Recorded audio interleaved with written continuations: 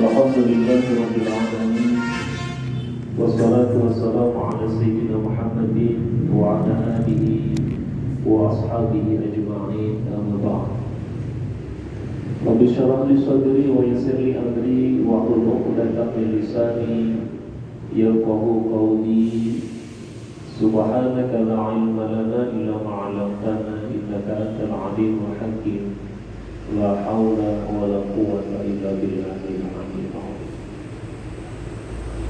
Yang sama kita hormati, kita muliakan guru kita Ustaz Haji Muhammad, Ketua DKI Masjid Al-Istiqomah, Bapak Ustaz Ahmad Bujeti, para jamaah sholat subuh Masjid Al-Istiqomah. Mudah-mudahan kehidupan kita senantiasa diberkahi oleh Allah Subhanahu wa taala. Kita lanjutkan kajian kita tafsir surat Yasin karya Syekh An-Namizadah rahimahullahu taala wa nafa'allahu bi 'ulumihi. Al-Fatihah. A'udzu billahi minasyaitonir rajim. Bismillahirrahmanirrahim. Alhamdulillahi rabbil alamin arrahmanir rahim maliki yaumiddin. Iyyaka na'budu wa iyyaka nasta'in ihdinas siratal mustaqim siratal ladzina an'amta 'alaihim ghairil maghdubi 'alaihim waladdallin.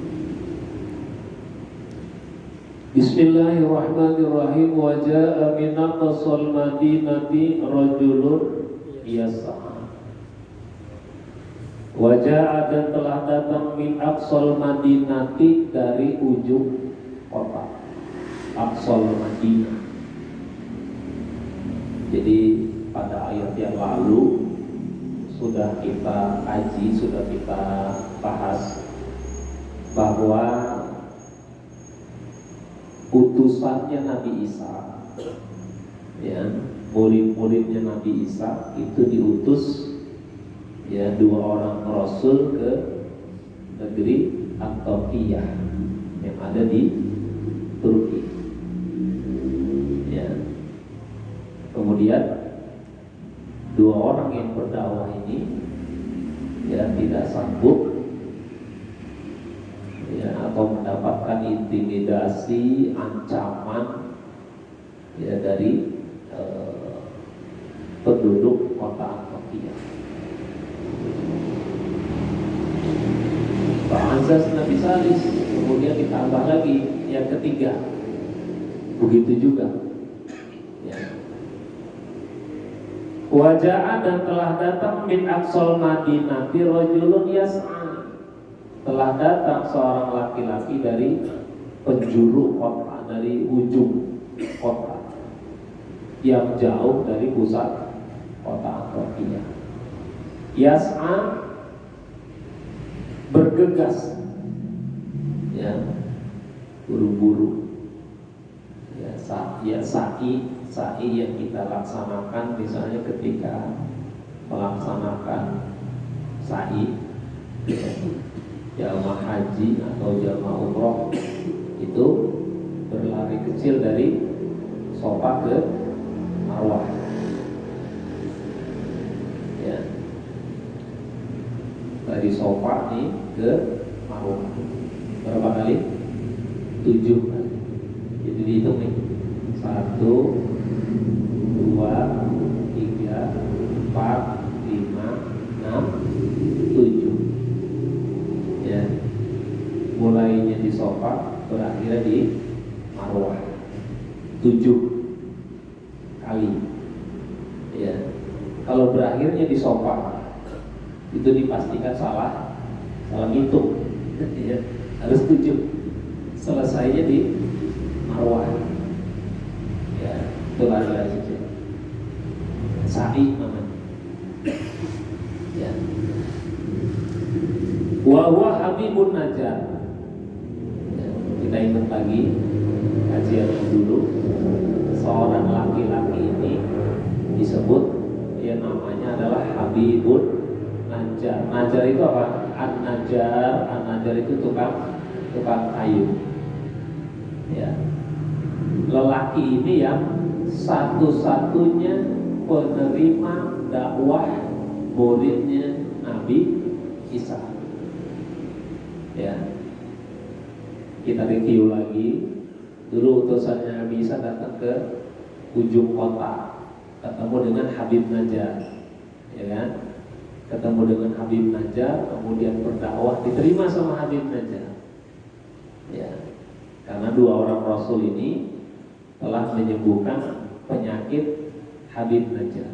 Ada riwayat lain juga yang menyebutkan menyembuhkan penyakit putranya. Ya, sehingga dia beriman. Ya, beriman kepada muridnya Nabi Isa. Sejak saat itu dia beribadah terus. Ya, ibadahnya di dalam goa. Ya, ibadahnya di dalam goa. Bertahandus, beribadah menyendiri. Itu. Ya. Kalau sekarang ibadahnya berjamaah. Ya, nggak ada lagi ibadahnya di dalam goa. Masih ada nggak orang Mampang itu yang sembahyang itu goa? Nggak ada ya? Nggak ada. Ya. Kali gitu ngikut Habib Najjar, ibadahnya di goa aja lah biar apa ya? Biar khusyuk. Ya. Kalau di masjid kan katanya berisik, nggak khusyuk. Ya. Itu. Jadi sekarang ibadahnya di masjid-masjid, di musola. Itu ibadahnya sekarang umat Nabi Muhammad Shallallahu Alaihi Wasallam. Itu sampai akhirnya ya Habibun Najjar yang tinggal di ujung kota yang jauh dari keramaian menerima dakwahnya muridnya Nabi Isa alaihissalam.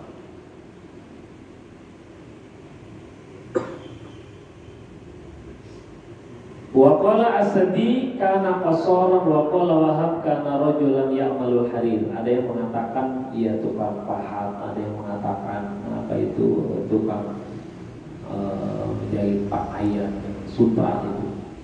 Ya, profesi dari Habibun Najjar. Cuman yang masyhur beliau ini adalah tukang kayu. Ya, tukang kayu. Di Indonesia tukang kayu ini bisa jadi presiden kan? Tukang. Ya, jadi jangan meremehkan profesi tukang kayu.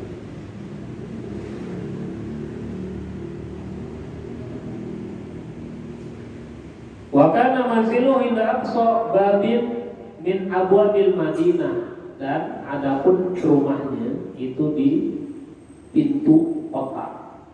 Ya. Di ujung, ya jauh dari pusat keramaian. Namanya kota, ya misalnya Indonesia ini kan ibu kotanya Jakarta kan, ada ibu kota, pusat keramaian. Ada di ujung-ujungnya, daerah-daerah pinggir-pinggirannya itu, ya disitulah tinggalnya Habibun Najjar, jauh dari pusat keramaian kota. Sehingga biasanya orang-orang yang tinggal di ujung-ujung kota itu masih ya murni tidak terkontaminasi oleh kehidupan kota. Yang menyusukan Rasulullah, ya, Halimatus Sa'diyah, itu adalah perempuan desa yang jauh dari kota, tidak terkontaminasi oleh kehidupan kota. Ya, wanita dusun, wanita yang tinggal jauh dari pusat kota, yang menyusukan Rasulullah Muhammad Sallallahu Alaihi Wasallam.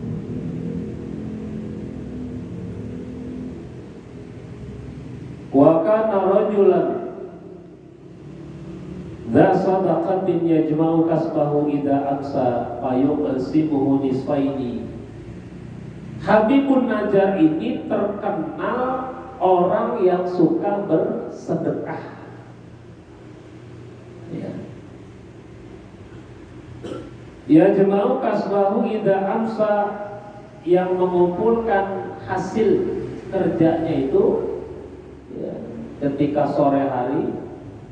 Fayuqsimuhu nisfaini, fayut'imu nisfan li'iyalihi wa yatasaddaqu binisfihi al-akhar 'alal fuqara. Jadi Habibun Najjar ini bukan orang kaya, orang yang kerjanya harian, yang mendapat upah harian, yang setiap kali dia dapat upah pada sore hari itu langsung dibagi dua. Ya, yang setengah untuk makan keluarganya, yang setengah untuk disedekahkan ke fakir miskin. Habib Najjar. Ya, berarti bukan ASN kan? Kalau ASN gajinya sebulan sekali. Ya, bukan. Jadi buruh harian lepas yang gajinya setiap hari. Ya, katakan misalnya gajinya sehari berapa? UMR Depok berapa?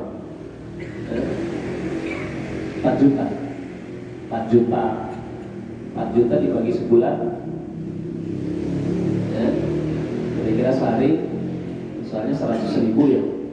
Sehari 100.000 dibagi 2. Ya, arang 50. Yang 50.000 untuk dia dan keluarganya makan, yang 50.000 lagi untuk disedekahkan ke fakir miskin.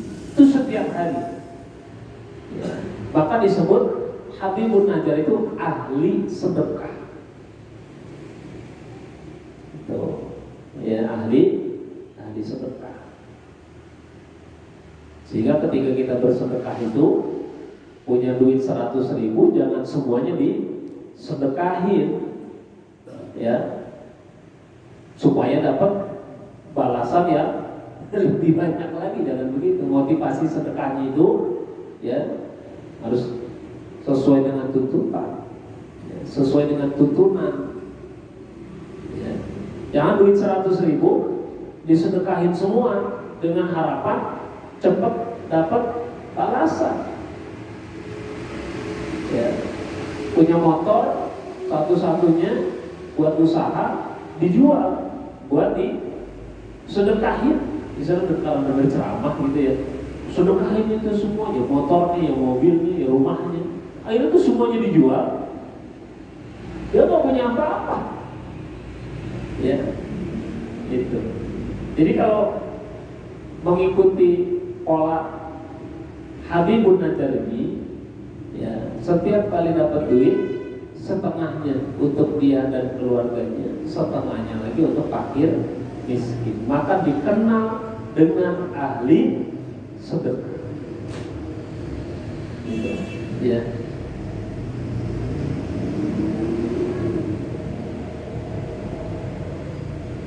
Falamma balaghahu, ketika dia sampai anak qaumahu qasadu qatla rusuli ja'ahum sa'iyan. Ketika dia lagi ibadah di goa, terdengar kabar ini rasul-rasul yang diutus ke negeri Antiokhia itu ingin ya atau akan dibunuh oleh penduduk Antiokhia yang tidak terima pada dakwahnya muridnya Nabi Isa. Ya, maka dia bergegas mendatangi ya warga, mendatangi penduduk tadi. Ya, Habibun Najjar ini sudah terkenal di kalangan warga Antiokhia itu bahwa dia adalah orang soleh, orang baik-baik, orang ahli sedekah. Ya, sudah kenal, bukan orang asing dengan penduduk Antiokhia itu. Ya, karena dia asli situ. Kalau dia berkata, ya qaum ittabi'ul mursalin, wahai kaumku ittabi'u al-mursalina, ikutilah para rasul itu. Ya, begitu dia datang di hadapan para kaumnya itu, dibilang, Habibun Najjar itu bilang, ikuti ya ittabi'ul mursalin, ikutilah orang-orang yang diutus oleh Allah Subhanahu wa ta'ala. Ittabi'u man la yas'alukum ajran wa hum muhtadun. Ikutilah para pendakwah, para rasul yang tidak pernah meminta upah. Yas'alukum ajran. Ya. Kenapa sampai dia bilang begitu? Karena penduduk Antioquia itu terkenal sebagai penduduk yang materialistis. Segalanya serba diukur dengan uang, materi, duit. Maka Habib Najjar bilang begitu, ikuti para rasul ini. Apakah mereka minta kepada kalian itu upah terhadap dakwahnya? Ya, apakah para rasul itu minta duit?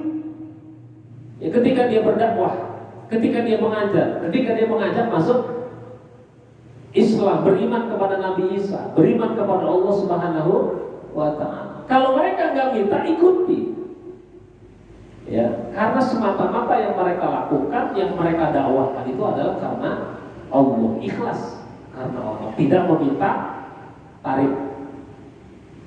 Ya, maka etikanya begitu, para pendakwah jangan menetapkan tarif. Ya, kalau nggak sekian, nggak datang. Ya, ada yang udah dibayar nggak datang, udah ditransfer nggak datang. Itu gimana? Motivasi dakwahnya itu gimana? Jadi jelas ayatnya, ittabi'u man la yas'alukum ajron. Ikutilah para rasul, para pendakwah, para utusan Nabi Isa yang ketika berdakwah tidak meminta upah, ajron. Ya. Kalau profesi yang lain kan uktul ajiro qabla an yadifa urquhu. Bayarlah upah pekerjamu sebelum keringatnya. Ya.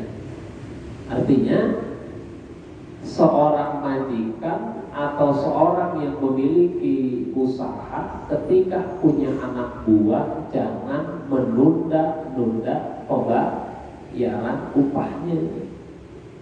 Ya, misalnya di awal itu ada upahnya mingguan, harian, mingguan, bulanan, misalnya gitu. Ya, kalau kayak saya misalnya gaji bulanan, ya sebagai ASN itu digaji setiap bulan, setiap tanggal 1 misalnya. Ya, maka terus negara itu memberikan upah, memberikan gaji ya kepada para pegawainya setiap tanggal 1. Ya, setiap tanggal 1 sesuai dengan kontraknya, ya, sesuai dengan ketentuannya. Maka kita ketika dipercaya oleh Allah Subhanahu wa Ta'ala, ya, punya pekerja ya yang ikut sama kita, kemudian ketika sesuai dengan ketentuannya, sesuai dengan perjanjiannya tidak dibayarkan ya upahnya itu, maka berdosa. Ya, menyelisihi atau berbeda dengan hadis Nabi tadi itu. Ya, anjuran untuk segera membayarkan upah pekerja. Ya. Jadi kalimat sebelum keringatnya itu maknanya bukannya kerjanya dia harus keringetan, bukan. Orang kalau kerjanya di AC, ya ruangannya ya susah keringatannya susah, kecuali AC-nya mati. Ya. Kalau di ruangan luar susah keringatnya. Maknanya ketika disuruh membayarkan upah sebelum keringatnya itu artinya menyegerakan membayar upah, jangan ditunda-tunda. Ya. Apapun alasannya. Itu. Wahum muhtadun, dan mereka adalah orang-orang yang mendapat petunjuk dari Allah. Habib Najjar itu memiliki keyakinan bahwa orang-orang yang diutus kepada negeri Antioquia itu murid-muridnya Nabi Isa adalah orang-orang yang benar, orang-orang yang jujur, orang-orang yang mendapat petunjuk dari Allah Subhanahu wa Ta'ala. Bukan, ya, orang yang mendapatkan petunjuk. Sebab dia lihat betul Tidak mungkin orang yang tidak mendapatkan petunjuk bisa berdakwah seperti itu, bisa menyembuhkan yang sakit, ya, bisa menyembuhkan matanya yang buta, bisa menyembuhkan sakit lumpuh, ya, biiznillah, dengan izin Allah. Jadi para rasul itu Pak, ketika berdakwah itu dibekali, ya, dengan hal-hal yang disebut dengan mukjizat. Mukjizat itu artinya melemahkan. Melemahkan siapa? Melemahkan musuh, melemahkan orang yang didakwahi. Ya, keistimewaan yang ada pada para rasul. Ya. Itu. Nabi Muhammad mukjizatnya apa? Al-Qur'an. Mukjizat terbesarnya adalah Al-Qur'an. Ya. Meskipun beliau bisa mengeluarkan air dari celah-celah tangannya, keluar air, ya, bisa mencukupkan makanan yang sedikit. Ya, satu saat ketika rombongan mau makan, makanannya cuma cukup untuk, katakan misalnya untuk 30 orang, sementara rombongannya ada 100 orang, nggak cukup ini makanan. Ya, akhirnya kata Rasul, sudah masuk saja 30 orang makan, selesai keluar, masuk lagi yang 30. Ya, masih ada itu makanannya. Ya, ini mukjizat Rasul. Ya. Tapi yang terbesar mukjizatnya adalah Al-Qur'an, yang sampai saat ini ketika ada orang yang berusaha untuk mengubahnya, ketika ada orang berusaha untuk mengurangi ayat-ayatnya, ya, itu pasti ketahuan. Inna nahnu nazzalna dzikra wa inna lahu lahafizun. Kami yang menurunkan Al-Qur'an, kami juga yang menjaga kemurnian Al-Qur'an. Wa fi riwayatin, dan dalam satu riwayat Qatadah, wa fi riwayatin Qatadah, dalam riwayat Qatadah mengatakan kana Habibul Tighar ya'budu rabbahu. Pada saat itu Habib sedang ada di goa beribadah kepada Tuhan. Falamma balaghahu khabar rusuli atahum, ketika sampai berita kepadanya tentang kabar para rasul tadi, atahum, maka Habib mendatangi mereka, fa'azharu dinahu, kemudian dia menampakkan agamanya. Ya, jadi Habibun Najjar tadi itu menyatakan kepada para penduduk Antioquia bahwa dia telah beriman, ya, kepada murid-muridnya Nabi Isa, kepada para rasul yang diutus kepada mereka, dan beriman kepada Allah. Ya, jadi dengan berani.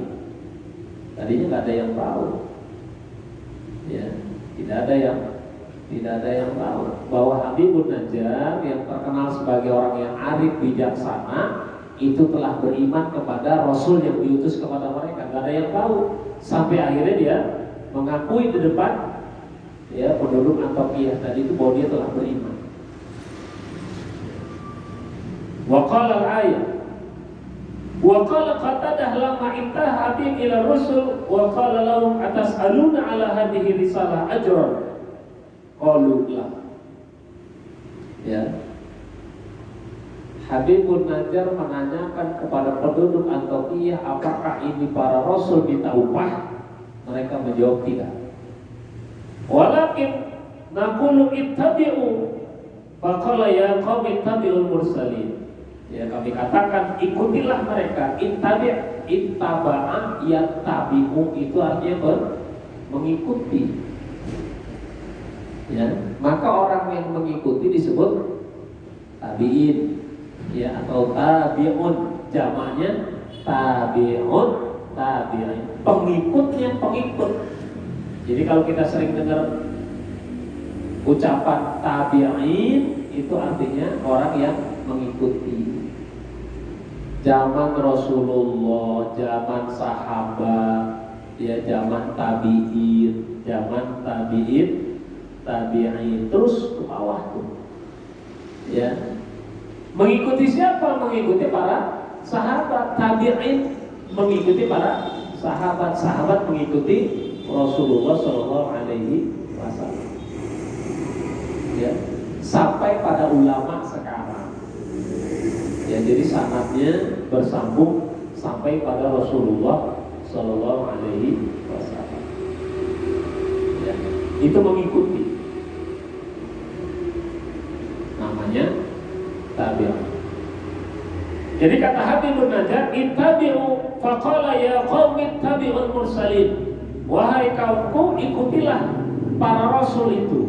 Ittabi'u man la yas'alukum ajran, ikutilah orang-orang yang tidak meminta upah kepada kalian.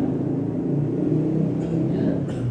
Ikutilah para rasul yang tidak meminta upah, yang berdakwah secara ikhlas, yang tidak mentarikkan ketika melakukan dakwah. Itu, ya.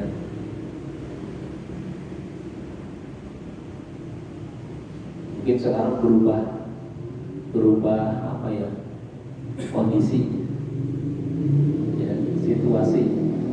Sehingga ketika mengundang ceramah itu, panitianya bilang begini, tarifnya berapa gitu? Ya, karena mungkin sudah berubah kondisi, ya, sosial budayanya berubah. Ya, masyarakat kita pun ya begitu, ya berubah. Ya, kalau dulu ya ngundang aja, amplopin aja kan, tanpa ada sesuai tarif atau tidak. Tapi sekarang sosiokultur kita ini juga ikut-ikutan berubah, entah gara-gara memang ada yang mentarifkan terlebih dahulu, ya, atau memang sudah menjadi kebiasaan. Ya, sehingga ketika ngundang dalam satu acara, ya, yang ditanya tarifnya berapa, karena urusannya dengan manajemen, kadang-kadang dengan manajemen sekian. Ya. Padahal kalau baca ayat ini, ya, ikuti orang-orang para pendakwah yang tidak meminta upah. Gitu. Ya. Wa hum muhtadun, dan mereka itu adalah orang-orang yang mendapatkan petunjuk dari Allah. Artinya ketika berdakwah bukan cuma apa yang ada dalam kepalanya dikeluarkan, ya, tetapi berdasarkan petunjuk dari Allah. Wa yad'unakum ilal huda, dan mengajak kalian untuk ke jalan yang benar. Ya. Ke jalan yang benar, ke jalan yang diridhoi oleh Allah. Diajak kebaikan. Beriman kepada Allah. Ya. Wa ila thariqin mustaqim, dan kepada jalan yang lurus. Thariq itu artinya jalan, mustaqim artinya lurus. Ini Rasul, ya, pasti mengajak kita ke jalan yang lurus, jalan yang benar. Tidak ada Rasul itu yang mengajak kepada jalan yang salah. Ya. Al-ulama warasatul anbiya, ulama itu pewaris para nabi. Tidak mungkin para ulama itu menjerumuskan umat Islam, tidak mungkin. Ya. Tidak mungkin para ulama itu menyesatkan umat, menyesatkan jamaah, tidak mungkin. Ya.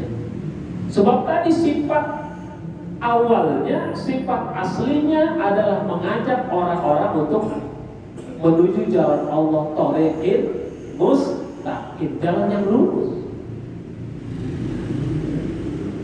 Falamma sami'a qaumahu dzalik, maka ketika dia mendengar umatnya, mendengar kaumnya tentang hal itu, qalu lahu anta kunta mukhalifan lidinina wa mutabi'an lidini haula'i rusul. Faqala Habibun Najjar. Ketika Habib Najjar menyatakan keimanannya, maka kaumnya, yaitu berkata pada Habib Najjar, kamu telah berbeda dengan agama kita. Ya. Kamu telah mengikuti agama para rasul itu, kata penduduk Antakya. Ya. Jadi mereka tidak beriman kepada Allah, mereka tidak beriman kepada para utusan Nabi Isa. Faqala Habibun Najjar, maka Habibun Najjar berkata, wa maliya la a'budul ladzi fatarani. Wa maliya, apa alasan saya? Saya nggak punya alasan. Wa maliya, saya nggak punya alasan. Ya, la a'budul ladzi fatarani, tidak menyembah yang telah menciptakan saya, yaitu Allah Subhanahu. Ya. Artinya, mestinya seorang muslim itu memiliki pemikiran di dalam kepalanya itu, apa alasan saya untuk tidak ibadah kepada Allah? Ya. Alasannya apa? Allah telah menciptakan kita, Allah telah menganugerahkan nikmat kepada kita, kemudian tidak ibadah. Alasannya apa? Wa maliya la a'budul ladzi fatarani. Jadi nggak ada alasan bagi kita untuk tidak beribadah kepada Allah. Bi ayyi sababin la a'budu khaliqi. Dengan sebab apa saya tidak menyembah Tuhan saya, tidak menyembah pencipta saya? Apa alasan yang paling tepat untuk tidak menyembah Allah? Rasanya tidak ada.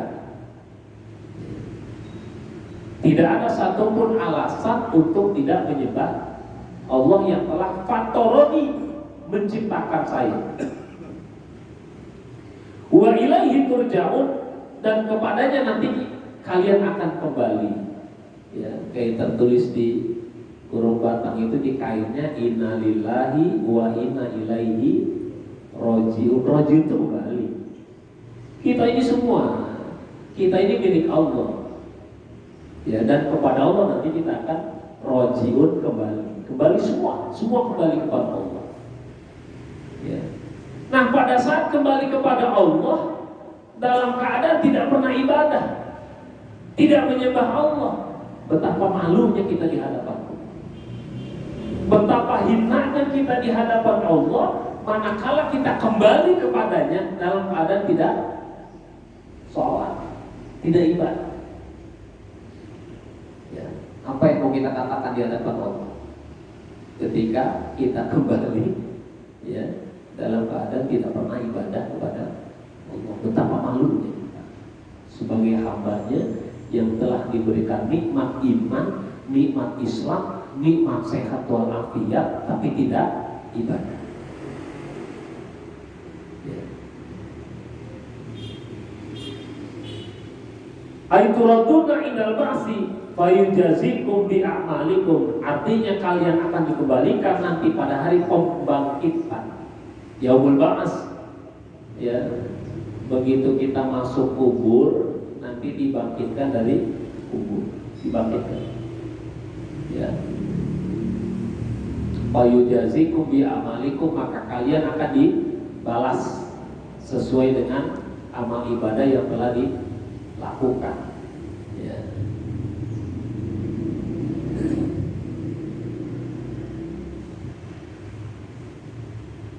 A'attakhidhu min dunihi alihatan, istifham bi ma'nal inkari. A'attakhidhu min dunihi alihatan, apakah saya akan mengambil selain Allah itu Tuhan? Tidak mungkin. Istifham itu, a'attakhidhu itu pertanyaan, pengingkaran, bertanya tetapi mengingkari.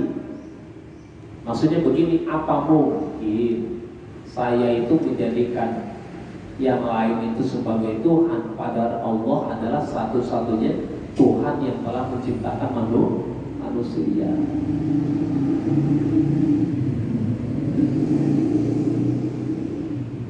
Aila attakhidhu min dunihi alihatan, artinya saya tidak akan mengambil selain Allah itu dijadikan Tuhan. Ya.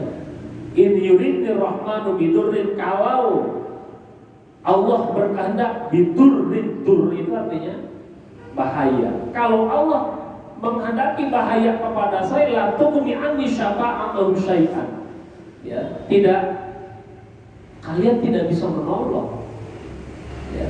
Kalau takdir itu terjadi, tidak ada yang bisa menolong. Siapa yang bisa menghindar dari takdir Allah? Ya. Wartawan TV One kemarin di tol itu kan kecelakaan, ditabrak ya, dengan truk dari belakang, ya, katanya itu sopirnya ketiduran, apa namanya, sleepless atau apa itu, ya. Jadi ketiduran sebentar, kaget tahu-tahu nabrak. Siapa yang bisa menghindar dari takdir Allah? Tidak ada yang bisa menghindar dari takdir. Ya. In yuridnir rahmanu bidurrin la tughni anni syafa'atuhum ya syai'a ay la tudfa'u anni syafa'atuhum syai'an minasu' wal makruh li'annahu la syafa'ata lahum. Ketika ditakdirkan kepada kita sesuatu yang tidak kita sukai, sesuatu yang tidak bisa menghindar, bahwa semua telah ditakdirkan oleh Allah. Manusia itu ya diberikan kebebasan untuk memilih mana yang baik, mana yang tidak baik. Kedua pilihan itu nanti ada pertanggungjawabannya masing-masing. Ya, ketika berusaha terus untuk memilih yang baik, kemudian sesuatu yang tidak baik terjadi pada kita, itu namanya takdir. Ya. Maka dalam rukun iman itu beriman kepada takdir baik dan buruk dari Allah. Ya. Rukun iman itu sesuatu yang harus kita imani adalah percaya kepada takdir baik dan buruk dari Allah. Itu rukun iman. Tidak bisa ada yang menghindari itu kan. Wala yumkinu, dan tidak ada yang bisa menyelamatkan. Inni idzan lafi dhalali mubin. Kalau itu saya lakukan lafi dhalali mubin, sungguh saya itu termasuk orang-orang yang sesatnya nyata. Ini amantu bi rabbikum fasma'un. Ya, sesungguhnya aku telah beriman kepada Tuhan kalian, maka dengarkanlah. Qila dukhulil jannata, ya, dikatakan kepada Habibun Najjar udkhulil jannah, masuklah ke dalam surga. Jadi Habibun Najjar ya ketika menyatakan keimanan di hadapan ya para penduduk Antakya, falamma qala Habib ini amantu bi rabbikum fasma'un akhaduhu wa syaddu ala unuqihi silsilatan wasalabuhu ala babil Madinah. Itu Habibun Najjar langsung ditarik seret ya sama penduduk Antakya itu, kemudian disalib, wasalabuhu, disalib, disiksa, dirajam, dibunuh.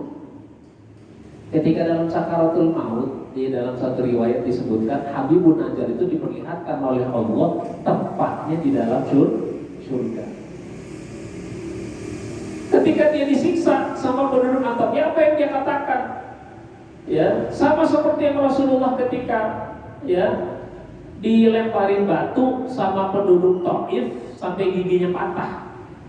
Ya, itu apa yang Rasul ucapkan? Allahumma hdi qaumi fa innahum la ya'lamun. Ya Allah, berikan petunjuk kepada umatku, mereka itu nggak tahu.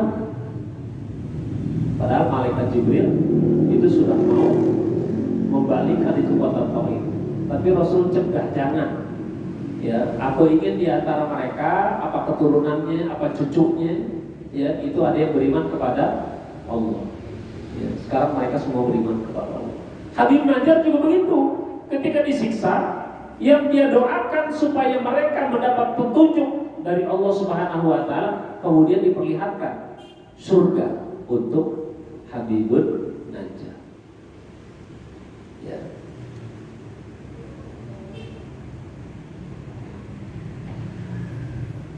Qala ya laita qaumi ya'lamun bima ghafara rabbi wa ja'alani minal mukramin.